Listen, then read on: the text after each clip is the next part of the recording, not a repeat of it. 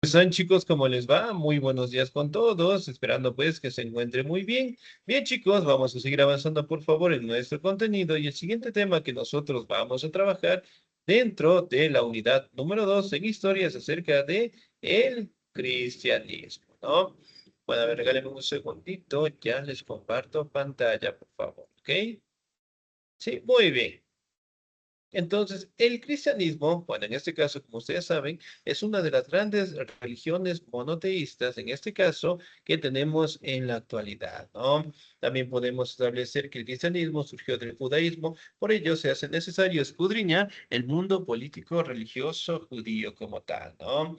En tiempos helenísticos, el pueblo judío había disfrutado de considerables independencias bajo los gobernantes selúcidas. El contacto con los romanos con los judíos comenzó en el año 63.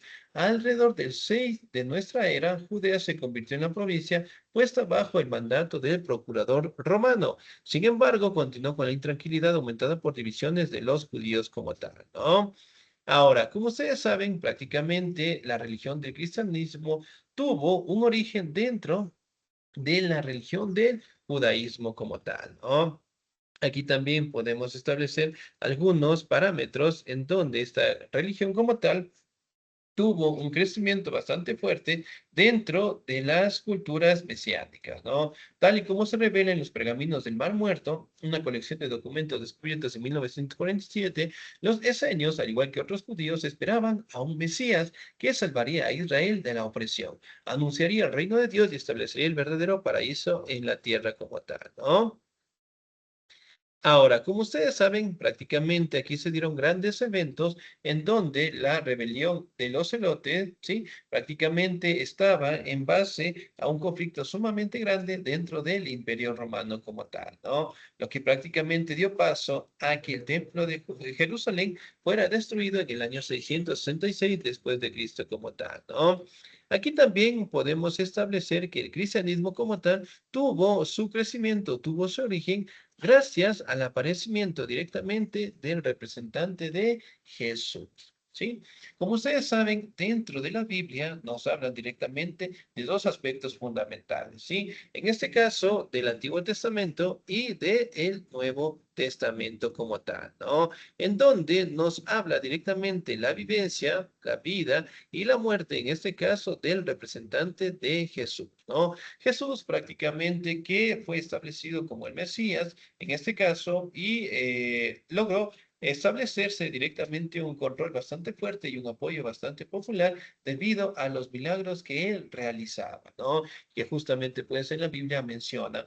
Dentro de los cuales lograba directamente resucitar a los muertos, transformar lo que es el vino, de igual manera dejar mandamientos como tal, ¿no? Hablamos también del mandamiento de amarse los unos a los otros como Dios los ha amado. Y sobre todo, él también mencionaba que no ha venido a abolir los mandamientos, en este caso, de los profetas anteriores, sino más bien a darles un cumplimiento como tal, ¿no? Como ustedes saben, el cristianismo pasó su origen en base al judaísmo y representantes icónicos como Moisés, ¿no? Los mandamientos, también directamente el aparecimiento de Jesús, los 12 apóstoles, y hablamos pues la serie de milagros que realizó Jesús, ¿no? Eventualmente él murió a la edad de 33 años con el castigo romano como tal, ¿no? En su momento, pues Roma mantenía una religión bastante politeísta, a la adoración a diferentes dioses, y eventualmente miraron a Jesús como una persona, en este caso, que podía cambiar su sociedad y eventualmente buscaron la manera de ajusticiarlo, ¿sí? De inculparlo, y eventualmente fue castigado y crucificado como tal, ¿no? Los eventos más importantes que prácticamente forzó al crecimiento del cristianismo fue los milagros que prácticamente hizo Jesús. Los apóstoles, los 12 apóstoles que él tenía, prácticamente llevaron lo que es la nueva idea y poco a poco esta religión fue incrementándose por todo el mundo y sigue siendo una de las más representativas, ¿no?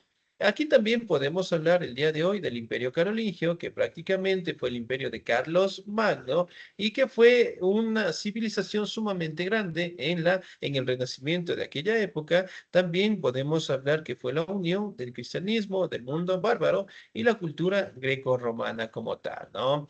Aquí también podemos hablar que el Imperio Carolingio estaba dividido en Neostracia, Austria, Borgoña y Aquitania como tal, ¿no? Que prácticamente fueron territorios en donde las autoridades empezaron pues a gobernarlas.